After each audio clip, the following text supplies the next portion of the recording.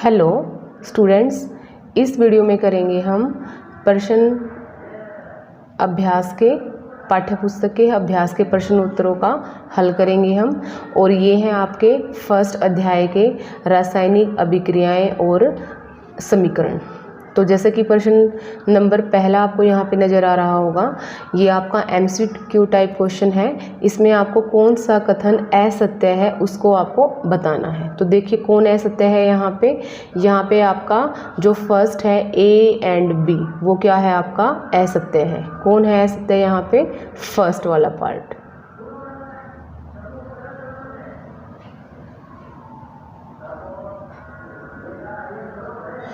देखो इसमें हुआ क्या है, इन्होंने पूछा था आपसे कि लेड ऑक्साइड और कार्बन की अगर रिएक्शन होगी तो लेड बनेगा आपके पास और साथ में क्या बनेगा?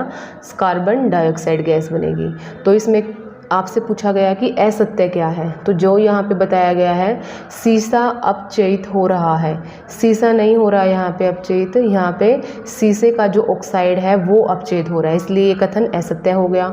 दूसरा पार्ट यहाँ पे असत्य क्यों है?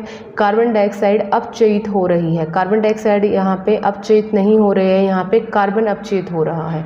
तो इसकी वजह से आपका जो फर्स्ट पार्ट है वो आपका क्या हो गया? असत्य। प्रश्न संख्या दूसरी में देखिए क्या है, ferric oxide plus aluminium react to form aluminium oxide and iron. यहाँ पे आपको रासायनिक जो अभिक्रिया है उसका प्रकार बताना है, किस प्रकार की रासायनिक अभिक्रिया है, किस तरह की रासायनिक अभिक्रिया है। तो ये है आपकी सिंगल डिस्प्लेसमेंट, जिसको हम बोलते हैं विस्थापन अभिक्रिया। कैसे अभिक्रिया है? विस्थापन अभिक्रिया। प्रश्न संख्या 3 के अंदर आपको देखिए क्या दिया गया है, लौह चूर्ण पर तनु हाइड्रोक्साइड अम्ल डालने से क्या होता है? सही उत्तर पर निशान लगाइए। तो क्या होगा, जब हम लोहे के चूर्ण के साथ किसकी रिएक्शन करवाएंगे? ये है हमारे पास लोहे का चूर्ण, इसके ऊपर हमें क्या डालना है? हाइड्रोक्लोरिक अम्ल डालना है। तो बनेगा क्या आपके पास? फेरिक क्लोराइड FeCl2, साथ में कौन सी गैस रिलीज होगी? Hydrogen gas. अगर इसको बैलेंस करना है तो बैलेंस कर लीजिए आप। तो ये हो गई आपकी बैलेंसिंग। तो यहाँ पे क्या होगा? हाइड्रोजन गैस और आयरन क्लोराइड बनेगा। तो सेम यही प्रोडक्ट बना आपके पास, आयरन क्लोराइड और हाइड्रोजन गैस।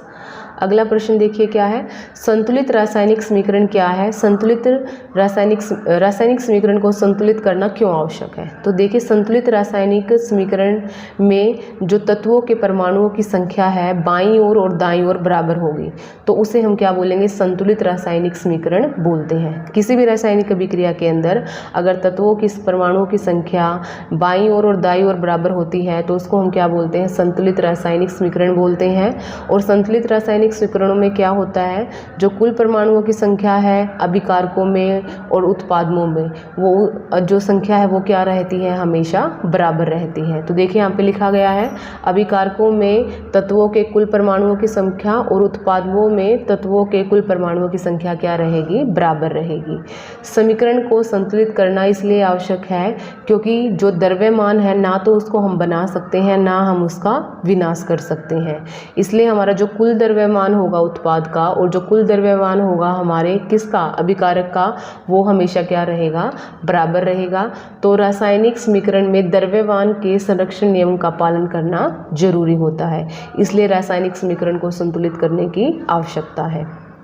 प्रश्न संख्या 5 में देखिए क्या है, यहाँ पे पहले तो आपको इनके फॉर्मूले लिखने हैं और साथ में आपको क्या करना है? इसको संतुलित करना है। तो जैसा देखिए यहाँ पे नाइट्रोजन हाइड्रोजन गैस से संयोग करके अमोनिया बनाती है। तो नाइट्रोजन गैस का फॉर्मूला क्या होता है आपका? N2, और हाइड्रोजन गैस का क्या है? H2, और अभिक्रिया करके बना क्या है यहाँ पे? Ammonia NH3। तो इसको करना आपको बैलेंस यहाँ पे रिएक्शन में आपको किया हुआ नजर आ जाएगा। एक अलग से वीडियो डाल दी जाएगी कि कैसे हमें संतुलित करते हैं।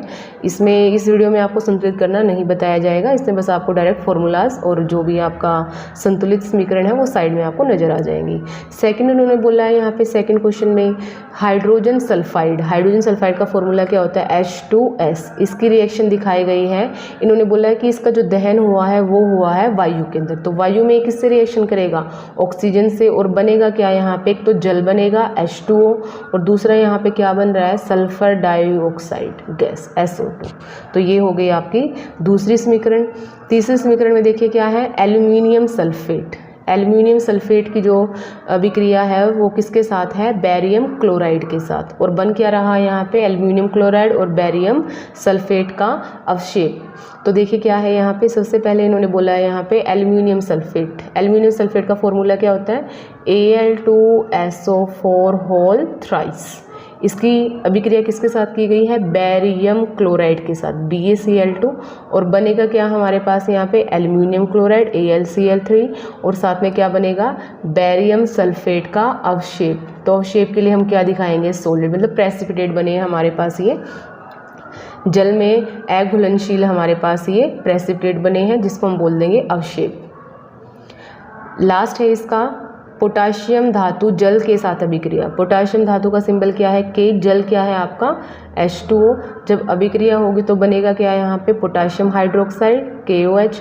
और कौन सी गैस रिलीज होगी साथ में, हाइड्रोजन गैस। नेक्स्ट क्वेश्चन में आपको क्या करना है, यहाँ पे आपको समीकरण को संतुलित करके दिखाना है। कर लेंगे आप इसमें फॉर्मूला आपको दिए गए हैं। इससे अगले जो प्रश्न है उसमें आपको क्या करना है, फॉर्मूला लिखना है और साथ में जो रासायनिक अभिक्रिया है उसको आपको संतुलित करना है। तो इससे अगले क्वेश्चन में भी आपको सेम ही करना है, संतुलित अभिक्रिया लिखनी है आपको और यहाँ पे आपको अभिक्रिया का प्रकार बताना है। देखिए प्रकार कैसे बताते हैं, पहले आप अभिक्रिया को देखिएगा, क्या है यहाँ पे, पोटाशियम ब्रोमाइड और बेरियम आयोडाइड। यहाँ पे हमारे दो मेटल्स हैं और दोनों के बीच में क्या हो रहा है, आयंस का एक्सचेंज हो रहा है। पोटाशियम आयोडाइड बना है और बेरियम ब्रोमाइड बना है। तो ये किस तरह की अभिक्रिया का उदाहरण है, द्विविस्थापन अभिक्रिया।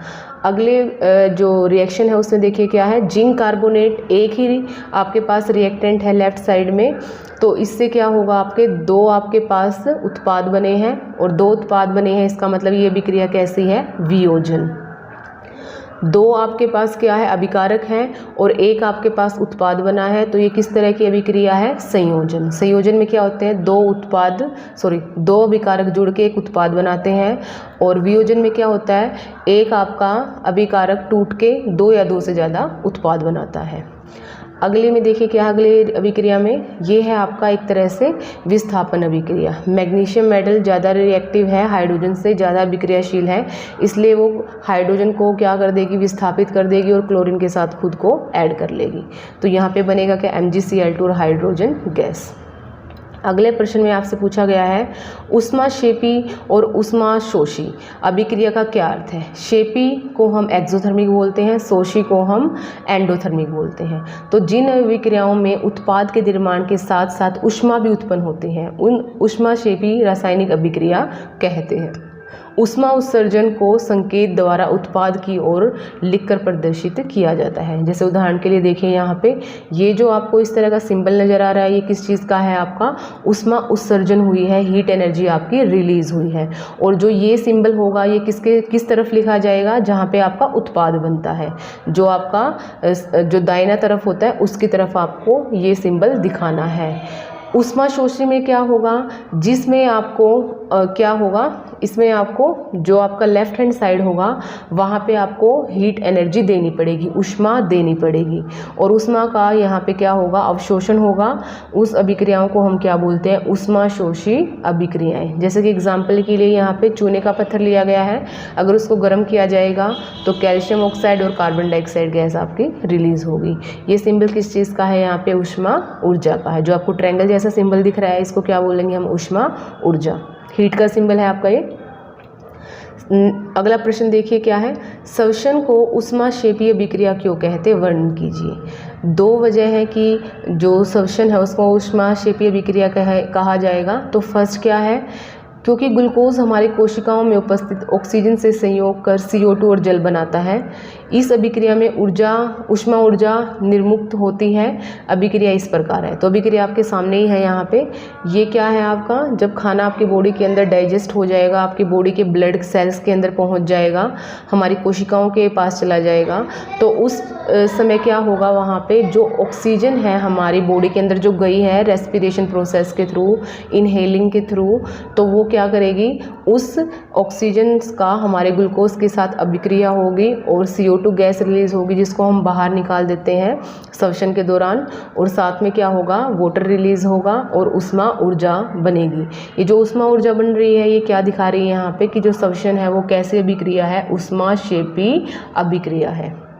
अगला प्रश्न देखिए क्या है, वियोजन अभिक्रिया को संयोजन अभिक्रिया के विपरीत क्यों कहा जाता है। वियोजन को और संयोजन को, देखो वियोजन में तो क्या होता है, कोई दो या दो से अधिक उत्पादों में विघटित हो जाता है। इस अभिक्रिया में क्या होगा, कोई भी एक अभिकारक होगा और उससे दो या दो से ज़्यादा उत्पाद बनेंगे, तो उसको हम क्या बोल देंगे, वियोजन अभिक्रिया। और संयोजन में क्या होगा, इसका उल्टा, दो या दो से अधिक पदार्थ जुड़ेंगे, वो इकट्ठा होकर एक नया पदार्थ बना देंगे, एक उत्पाद बनेगा, तो उसको हम क्या बोलते हैं यहाँ पे हमारी संयोजन अभिक्रिया। तो संयोजन और वियोजन अलग अलग है ना, इसमें तो एकल उत्पाद बनता है हमारे किसमें, संयोजन में, और वियोजन में क्या होगा, एक से ज़्यादा हमारे उत्पाद बनेंगे। प्रश्न संख्या 12, उन वियोजन अभिक्रियाओं के एक एक समीकरण लिखिए जिसमें ऊष्मा, प्रकाश और विद्युत के रूप में ऊर्जा प्रदान की जाती है। इसमें आपको 3 रिएक्शंस लिखनी है, यहाँ पे 3 अभिक्रियाएं लिखनी है। पहली अभिक्रिया तो वो लिखनी है आपको जिसमें आपको क्या करनी पड़ेगी, ऊष्मा आपको गर्म करके देनी है। दूसरा आपका ऊष्मा आपको किसकी फॉर्म में देनी है, यहाँ पे सूर्य के प्रकाश के फॉर्म में। और तीसरा आपको वियोजन किसके थ्रू करना है, यहाँ पे विद्युत ऊर्जा के थ्रू। तो ये तीनों रिएक्शन आपकी बुक में है, तो आपको ये तीनों यहाँ पे लिख देंगे। AgBr और एक AgCl वाली भी आपकी अभिक्रिया है। ये सिंगल ही अभिक्रियाएं हैं, ये 3-4 अभिक्रियाएं हैं, इसमें से कोई भी एक आप एग्जाम्पल यहाँ पे दे सकते हैं। प्रश्न संख्या 13, विस्थापन और द्विविस्थापन अभिक्रियाओं में क्या अंतर है, इन अभिक्रियाओं के समीकरण लिखिए। तो विस्थापन में क्या होगा, ऐसी अभिक्रिया जब अधिक क्रियाशील तत्व कम क्रियाशील तत्व को उसके यौगिक से विस्थापित कर देता है। देखिए अधिक क्रियाशील तत्व कौन है, यहाँ पे जिंक, और कम क्रियाशील तत्व कौन है, यहाँ पे कॉपर। तो जो कम क्रियाशील तत्व है उसको क्या कर दिया जाएगा, उसके यौगिक से उसको अलग कर दिया जाएगा। यौगिक क्या था, यहाँ पे कॉपर क्लोराइड था। तो बनेगा क्या आपके पास यहाँ पे उत्पाद, जिंक क्लोराइड और कॉपर। जिंक कॉपर से अधिक क्रियाशील है, जो कॉपर क्लोराइड से कॉपर को क्या कर देगा, विस्थापित कर देगा। यहाँ पे Cl2 आएगा। द्विविस्थापन अभिक्रिया में क्या होगा, इनमें अभिकारकों के बीच में आयनों का आदान प्रदान होगा। अभिकारकों के बीच में क्या होगा, आयनों का आदान प्रदान, मतलब अदल बदल कर लेंगे एक दूसरे के साथ। ये A है और C है आपका, तो A किसके साथ जुड़ जाएगा, D के साथ, ठीक है, या C के साथ, और B किसके साथ जुड़ जाएगा, D के साथ। जैसे कि आपको अभिक्रिया में दिखाया गया है, सोडियम किसके साथ जुड़ जाएगा, यहाँ पे क्लोरीन के साथ, और हाइड्रोजन किसके साथ जुड़ जाएगा, यहाँ पे वो हाइड्रोक्साइड के साथ। नेक्स्ट देखिए क्या है आपका नेक्स्ट प्रश्न, सिल्वर के शोधन में सिल्वर नाइट्रेट के विलयन से सिल्वर प्राप्त करने के लिए कॉपर धातु द्वारा विस्थापन किया जाता है। इस प्रक्रिया के लिए अभिक्रिया लिखिए। आपको अभिक्रिया लिखनी है, इसमें क्या करना है आपको, शोधन करना है किसका, सिल्वर का। किसके विलयन से शोधन करना है आपको, सिल्वर नाइट्रेट के विलयन से सिल्वर प्राप्त करना है आपको। और जो आपको उसका शोधन करना है उसके लिए आपको किस धातु का यूज़ करना है, यहाँ पे कॉपर धातु के द्वारा जो विस्थापन है वो करके दिखाना आपको। तो देखिए आपको यहाँ पे सिल्वर नाइट्रेट लिया गया है जिसमें से सिल्वर को हमें अलग करना है, और किस मेटल का हमें यूज़ करना है अलग करने के लिए, कॉपर मेटल का यूज़ करना है, कॉपर धातु का यूज़ करना है। तो कॉपर ज़्यादा रिएक्टिव है सिल्वर से, वो क्या करेगा, इसके यौगिक में से नाइट्रेट को अपने साथ जोड़ लेगा और सिल्वर को क्या कर देगा, यहाँ से अलग कर देगा, विस्थापन कर देगा। तो ये थी आपकी विस्थापन अभिक्रिया। अगला प्रश्न है, अवशेषण क्षेपण अभिक्रिया से आप क्या समझते हैं, उदाहरण दीजिए। अवक्षेपण अभिक्रिया क्या होती है, जिसमें अविलय लवण बनता है, इसी को हम बोलते हैं द्विविस्थापन अभिक्रिया, और इसको हम इंग्लिश में प्रेसिपिटेशन अभिक्रिया भी बोलते हैं, प्रेसिपिटेशन रिएक्शन भी बोलते हैं, डबल डिस्प्लेसमेंट रिएक्शन भी बोला जाता है इसमें। तो इसमें आपको एक अविलय लवण बना के दिखाना है। तो कैसे दिखाएंगे आप, देखिए आपके पास यहाँ पे दो आयनों का क्या होगा, आपस में एक्सचेंज होगा।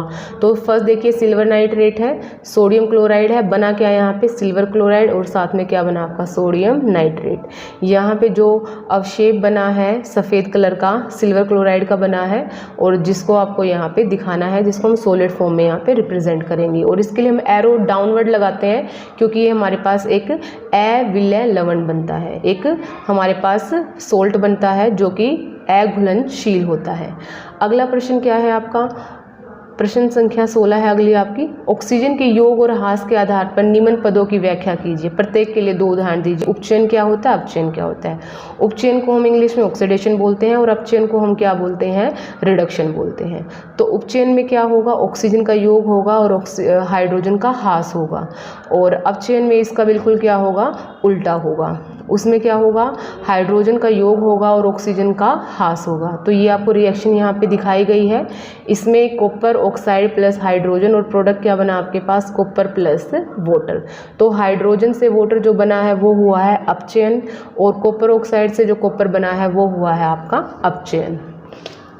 प्रश्न संख्या 17 देखिए क्या है, एक भूरे रंग का चमकदार तत्व X को वायु की उपस्थिति में गर्म करने पर वह काले रंग का हो जाता है। X तत्व का नाम बताना है, उसका यौगिक का नाम बताना। देखिए जो आपका भूरे रंग का चमकदार तत्व है वो है आपका कॉपर धातु, ठीक है।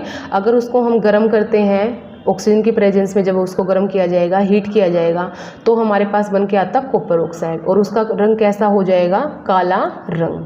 तो आपको यहाँ पे रंग बताना था। काले रंग के जो यौगिक है उसका नाम क्या है, कॉपर ऑक्साइड, और जो भूरे रंग का तत्व था उसका नाम क्या है यहाँ पे, कॉपर धातु। प्रश्न संख्या 18, लोहे की वस्तुओं को हम पेंट क्यों करते हैं। देखा भी होगा आपने, जो लोहा है वो ख़राब हो जाता है जैसे ही वो हवा और आर्द्रता के संपर्क में आता है, तो उसको हम ख़राब होने से बचाने के लिए उसकी जो सतह है उस पर हम क्या कर देते हैं, पेंट कर देते हैं, ताकि वो आर्द्रता और हवा से क्या हो सके, बच जाए, और उस पर संरक्षण ना हो, उस पर जंग ना लगे। और लोहा पेंट क्या करेगा, उसको क्षतिग्रस्त होने से बचाएगा, लोहे को ख़राब होने से बचा देगा। प्रश्न संख्या 19, तेल व वसा युक्त खाद्य पदार्थों को नाइट्रोजन से प्रभावित क्यों किया जाता है। जो तेल है और जो फैट कंटेनिंग जो हमारे फूड आइटम्स हैं उनको क्या किया जाएगा, उनको बचाने के लिए नाइट्रोजन गैस डाल दी जाती है उनके अंदर, उनको पैकिंग जब हम करते हैं। क्यों ऐसा क्यों किया जाता है, क्योंकि जैसे ही तेल और वसा युक्त जो खाद्य पदार्थ ऑक्सीजन के संपर्क में आते हैं तो वो ऑक्सीजन क्या कर देती है, उनका जो स्वाद है, जो उनकी गंध है, उसको क्या कर देती है, बदल देती है। मतलब एक तरह से ऑक्सीजन उनको उपचयित कर देती है। और जो नाइट्रोजन गैस है वो एक तरह की प्रति ऑक्सीकारक है, मतलब वो ऑक्सीजन को अभिक्रिया करने से रोकती है, ठीक है। और इस जिसकी वजह से क्या होगा, हमारा जो खाना है वो जल्दी से ख़राब नहीं होगा, वो विकर्गंधिता नहीं हो पाएगा, वो ख़राब होने से बच जाएगा। प्रश्न संख्या 20, ये लास्ट क्वेश्चन है हमारा। देखिए क्या है, इन पदों का वर्णन कीजिए और एक एक उदाहरण दीजिए। संरक्षण क्या है, विकर्गंधिता क्या है। संरक्षण तो क्या है, जब कोई धातु वायुमंडल में उपस्थित आर्द्रता और अम्ल के संपर्क में आती है तो उसके सतह पर एक परत चढ़ जाती है। इसी को हम क्या बोलते हैं कि धातु हमारी संरक्षण हो गई है। लोहे के संरक्षण के बारे में आपने सुना ही होगा, जिसको हम लोहे पे जंग लगना भी बोलते हैं। और उदाहरण के तौर पर अगर हम देखें तो चांदी की जो धातु होती है उनके ऊपर काले रंग की परत बन जाती है, जिसको हम बोलते हैं सिल्वर सल्फाइड। किस चीज़ की परत है वो, उसके ऊपर, चांदी के ऊपर सिल्वर सल्फाइड Ag2S, ये काला कर देती है चांदी को। कॉपर के ऊपर हरे रंग का कॉपर कार्बोनेट की परत चढ़ना। कॉपर के ऊपर क्या होता है, CuCO3, कॉपर कार्बोनेट की जो परत है कॉपर को, तांबे को कैसा कलर कर देती है, हरा रंग। और जो लोहा है, लोहे के ऊपर जो भूरे रंग की परत बनती है फेरिक ऑक्साइड Fe2O3XH2, कितने भी वाटर मॉलिक्यूल यहाँ पे हो सकते हैं। ये फॉर्मूला यहाँ पे गलत दिखाया गया है कि परत चढ़ना, इसको हम क्या बोलते हैं, संरक्षण बोलते हैं। विकर्गंधिता किसे बोलते हैं, जब हमारे तेल और वसा युक्त खाद्य पदार्थ जब ऑक्सीजन के संपर्क में आते हैं तो उनका जो टेस्ट है, जो उनकी गंध है और जो उनका जो हमारा स्वाद है वो क्या हो जाता है, बदल जाता है। और इसी प्रक्रिया को हम क्या बोलते हैं, विकर्गंधिता बोलते हैं। इसको रोकने के उपाय क्या हैं, एक तो इन खाद्य पदार्थों के साथ हम ऑक्सीकारक मिला दें जो नाइट्रोजन के प्रति ऑक्सीकारक करते हों, नाइट्रोजन से रिएक्शन होने से रोकते हों। दूसरा है, इनको हम इस तरह के बर्तनों में रखें जो इनका जो संपर्क है वायु से ना हो पाए। तो वायु रोधी बर्तनों में रखकर भी हम इन चीज़ों को बचा सकते हैं लंबे समय के लिए। उदाहरण दिया गया है यहाँ पे, जो चिप्स की थैली आती है वो लंबे समय बाद उपचित होकर विकर्गंधित हो जाती है, और मक्खन को कमरे के तापमान पर लंबे समय तक रखने के बाद वो खट्टा हो जाता है और इसमें खराब गंध आने लगती है क्योंकि यह उपचित हो जाता। मतलब ये एक तरह से वही बताया गया है कि जो चिप्स की थैली है, अगर उसको पैकेट्स को ओपन करते हो और मक्खन को अगर आप रूम टेम्परेचर पे छोड़ देते हो तो उनका स्वाद बदल जाता है और उनका दूसरा क्या, उनकी गंध भी बदल जाती है। किसकी वजह से? ऑक्सीजन का उनका संपर्क हो जाता है और ऑक्सीजन उसको क्या कर देती है, अपचेत कर देती है, उपचेत कर देती है, जिसकी वजह से वो क्या हो जाएगा, उनका स्वाद और उनका जो टेस्ट है वो क्या है, एक तरह से गंध है वो बदल जाएगी।